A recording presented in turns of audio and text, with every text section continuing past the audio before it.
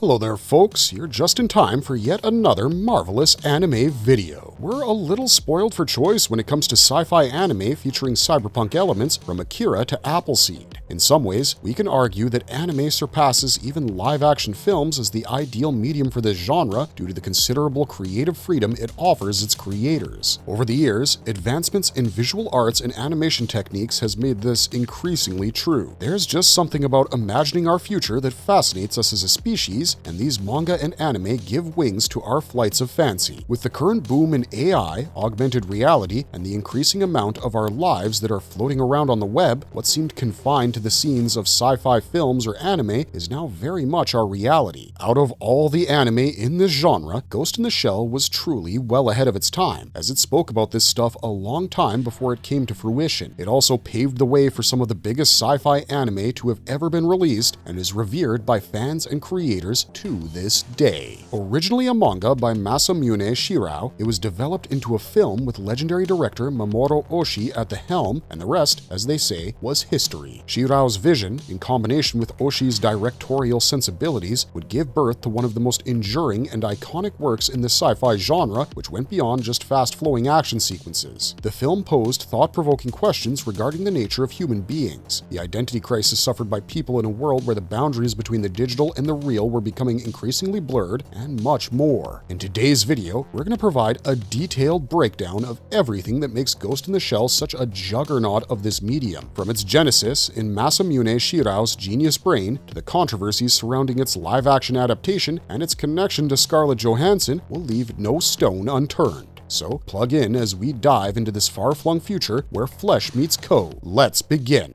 The Genesis and Creative Vision, Masamune Shirow's manga. First published in Kodansha's young magazine Zokan Kaizokuban from April 1989 to November 1990, the series was compiled into a single volume in 1991. This legendary manga by Masamune Shirow is not only visually spectacular, but also ahead of its time, providing commentary on social issues, technological evolution, and pondering the nature of consciousness and identity. It achieves this through its vivid exploration of an ever-evolving digital world, which comprises cybernetic prosthetics and the psychological impact of a world where the lines between reality and cyberspace are increasingly blurred. Before the manga made its way into the pages of Kodansha's magazine, its creative vision and genesis lay in the author's curious explorations of the technological advancements in his own contemporary world and the philosophical questions he had in his mind at the time. One of his key conceptual inspirations came from a game called Game of Life by John Conway, which dealt with the simulation of cellular automata to induce evolution in them. He saw a digital metaphor in this and was fascinated by how complex behaviors could emerge from simple rules, a core idea that he carried into the Ghost in the Shell manga. Shirao saw instant parallels between the cellular automata and things like human society, technology, and even consciousness with regards to how these things were in a state of constant evolution without a clear, singular, and central point of control. From these things sprang the themes that navigated around networked intelligence and self-organizing systems, all of which underpin the manga's plot and world building. In an official interview, Masamune Shirow himself once said that his story wasn't about drama or emotions, but about logic and how systems evolve. The second thing that greatly influenced the genesis of Ghost in the Shell was his fascination with concepts such as consciousness,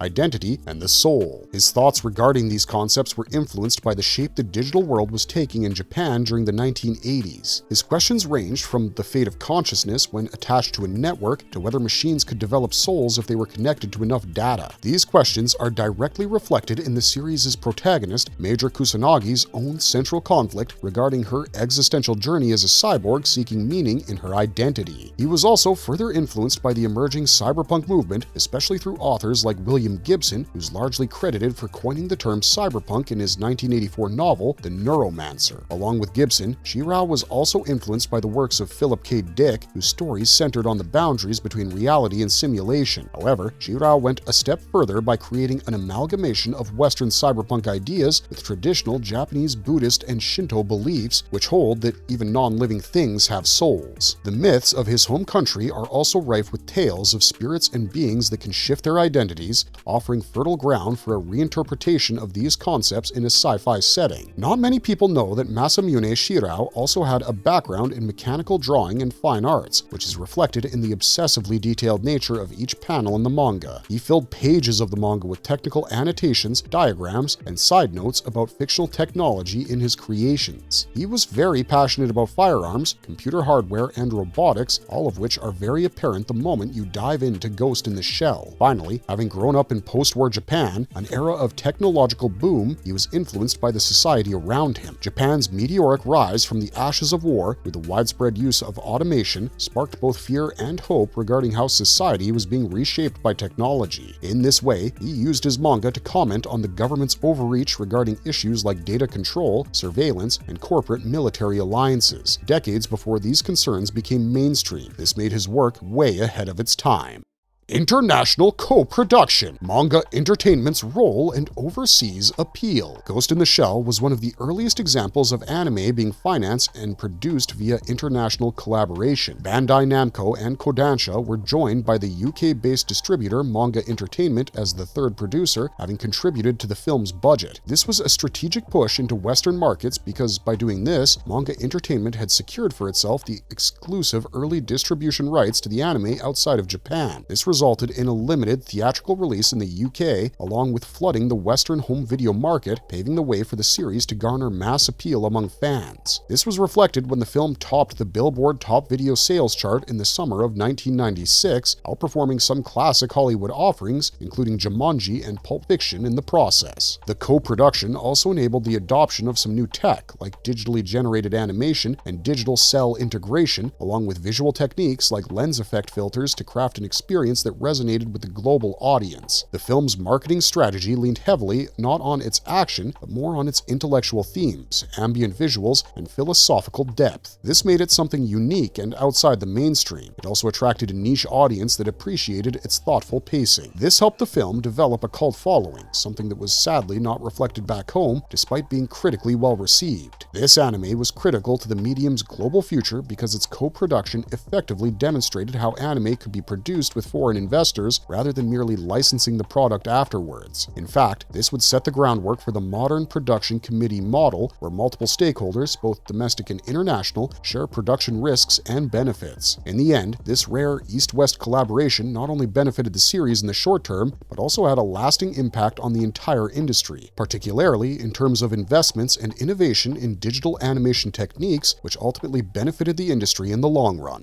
Visual identity and sound, animation, CGI, and Kenji Kawai's score. We briefly touched on how Ghost in the Shell pioneered new innovations in digital animation techniques, but let's explore that in a bit more in-depth way. This film was one of the first to merge hand-drawn cell animation with computer graphics to create digitally optimized cells to craft lush and layered visuals. Cinematic depth, the likes of which had never been seen before in animated films, was achieved through the use of lens filters, which subtly blurred the foreground and sharpened distant visuals, thereby enhancing immersion in critical scenes. Generally, most critics and fans cite the thermo-optical camouflage sequence as a prime example of where this technique was employed. In this scene, a single illustration was digitally manipulated to create a distortion in the surrounding background, which created the illusion of a seamless and visually striking cloaking effect. Combining this with the animation team's meticulous research on elements like firearms, and the result was a final product steeped in realism, from the sparks created by metal clashing to nuanced physical movements. The film's rich, ultra-atmospheric cityscapes,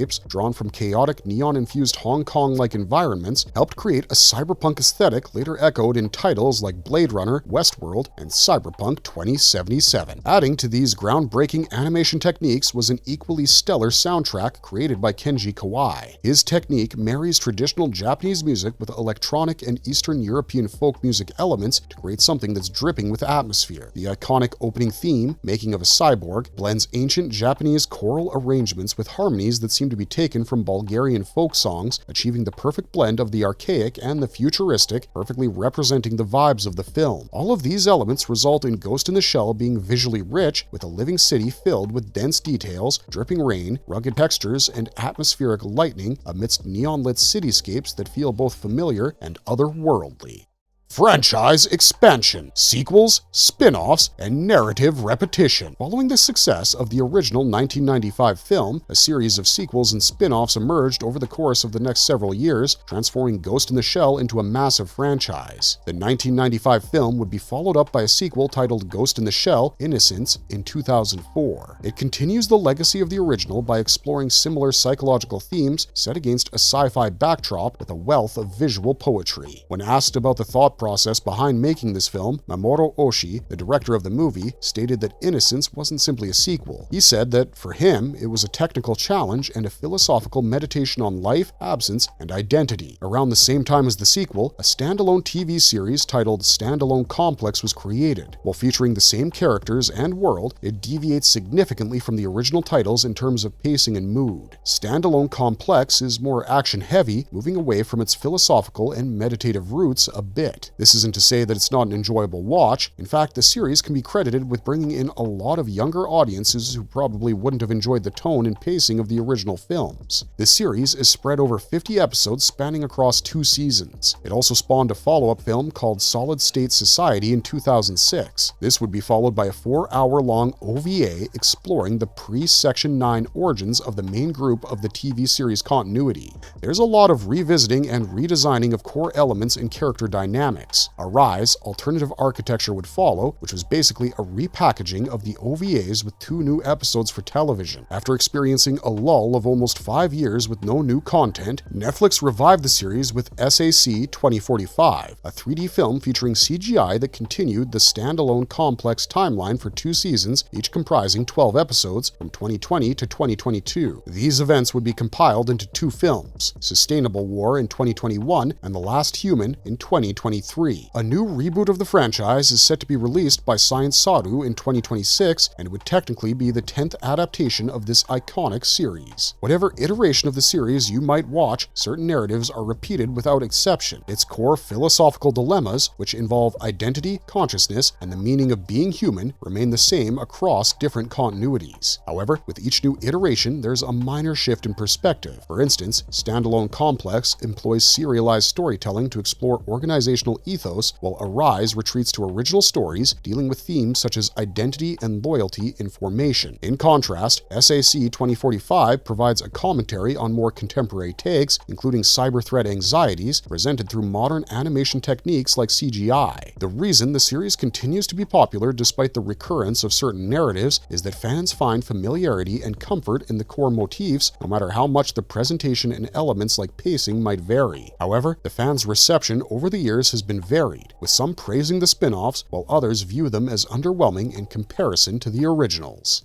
Philosophical identity, human consciousness, memory, and cybernetics. While Ghost in the Shell explores the concept of philosophical identity through human consciousness, memory, and cybernetics throughout the series, it's through the character of Major Kusanagi that this idea is explored the most. She's the quintessential cybernetic being, a human brain and consciousness, or ghost, housed in a fully synthetic body, or shell. Her inner conflict regarding her humanity acts as the franchise's recurring philosophical thread across manga, film, and TV adaptations. The Major often questions the authenticity of her memories, as she's no longer able to decipher whether they are genuine or fabricated by the ones who gave her this body. Despite possessing a seemingly human consciousness, her almost fully mechanized body poses several existential questions. This makes her an entirely new archetype as someone who lies on the cusp of humanity and machines. The series treats memories as something fragile and hackable rather than a reliable foundation of self, which further complicates matters regarding its authenticity. What Ghost in the Shell does is present society itself as one vast information network where truth and identity are mutable. The series plays with this idea further through the metaphors of Ghost in the Shell, which we briefly touched on earlier. We spoke about how Shira was greatly influenced by Japanese Shinto beliefs, which state that even inorganic and non-living things have souls. The ghost symbolizes the soul or consciousness, which can only be described as an immaterial essence. If not lost in the digital space, it continues to try to find itself in a world where its body is replaceable and death in the traditional sense isn't the final frontier. The shell, which is the body, is equally complex as it's an object that's both empowering, as it can be customized and made stronger, while at the same time alienating, as it's something that can easily be replaced as it's not truly part of the self. The ghost and the shell are not interconnected in the same way that the body and soul of a normal human being are. Together, these metaphors frame a key question regarding the fate of the soul when this connection is missing with the body. With how far technology has come, it raises an even bigger question regarding whether this connection is even necessary any longer.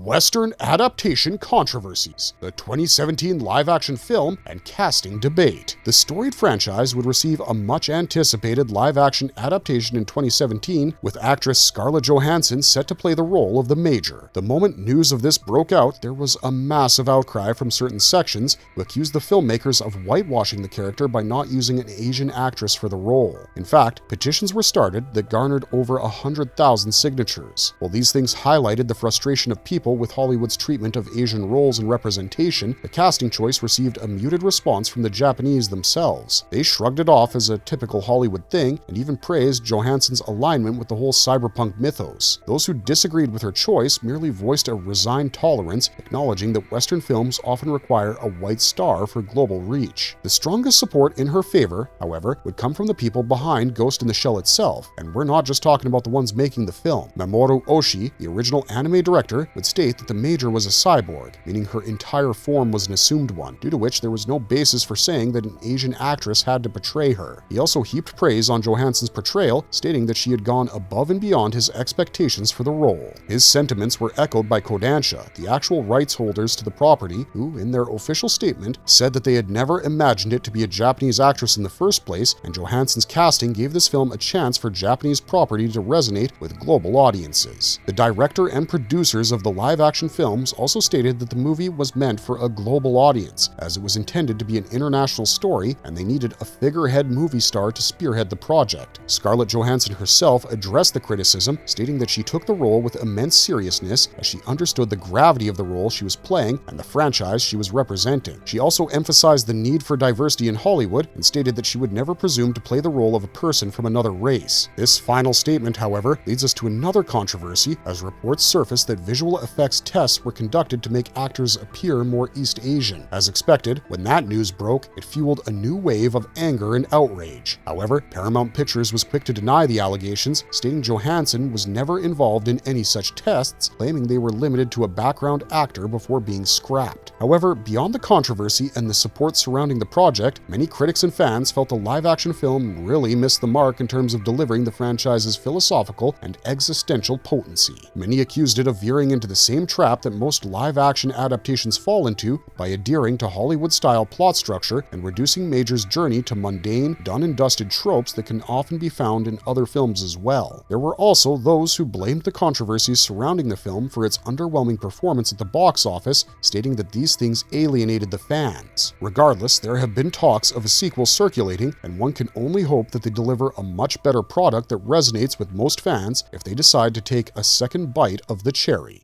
Enduring legacy, influence on global sci-fi and anime fandom. Ghost in the Shell has long outgrown its medium and is more than just a sci-fi anime and manga from the 90s. It's etched out an enduring legacy not just in the anime fandom, but also in the global sci-fi scene. We've already mentioned how the Wachowskis were deeply influenced by it for the creation of The Matrix. In fact, it's said that they produced a copy of Ghost in the Shell during their pitch to their producers and stated that they wanted to replicate that in live action. The parallels are plain to see if you're familiar with both products. The green code, data ports, and the existential confusion between the real and virtual worlds are elements that fans will recognize as influences from the anime. Even the scenes in which Neo awakens to his powers by jumping off a building kind of mirrors the Major's iconic plunge into the city at the film's start. James Cameron, whose film Avatar would explore consciousness transfer and synthetic bodies years later, also praised the franchise, stating that it was a stunning work of speculative fiction, adding that Ghost in the Shell was the first truly truly adult animation film to reach a level of literacy and visual excellence. Even Steven Spielberg couldn't escape the magic of the series, as he was so intrigued by it that he played a major role in securing the rights for the live-action film in 2017. Beyond Hollywood, its impact reverberates even in the gaming world, where it's influenced and shaped countless hits, including Deus Ex, Metal Gear Solid, Cyberpunk 2077, and even Half-Life. In its own medium, some of the most cult and critically acclaimed works owe their existence to Ghost in the Shell, which gave them the blueprint to succeed. Its existence can be easily seen in shows like Techno Lies, Ergo Proxy, Psycho-Pass, and Serial Experiments Lane. We have covered all of these shows multiple times on our channel, so if you want to know more about them, head over there after we're done here. Thanks to the marketing strategy employed by Manga Entertainment, Ghost in the Shell reached cult status with fans and critics alike. By the 2000s, it was being studied within both anime and film circles as a serious work of cinema and art. Such was its stature that it was mentioned alongside some greats of the genre, including 2001: A Space Odyssey, Blade Runner, and Akira. You couldn't go through forums and discussions regarding anime recommendations and not stumble upon multiple threads referencing it. One of the things that would truly warm Masamune Shirau's heart is the fact that the series is cited by designers as an influence on the fashion and robotics scene as well. Even architects have stated that the series provided a blueprint for possible future cityscapes. The series' legacy is also reflected in the numerous awards it's won along the way. While not a trophy, it does hold the distinction of being rated at 95% on Rotten Tomatoes and a 76 on Metacritic, something that's rare for anime films, especially ones that don't pander to mainstream sensibilities. The series was nominated for 5 Annie Awards in 1996, including Best Animated Feature and Directing, which was an unprecedented recognition for a Japanese production at the time. To this day, it's rated as one of the best anime films to have ever been released, and what makes this all the more impressive is that it retains this status despite massive advancements in visual effects and animation techniques since its creation. I think we can safely say, considering all these things, that Ghost in the Shell is a timeless piece of art whose legacy will endure for generations to come.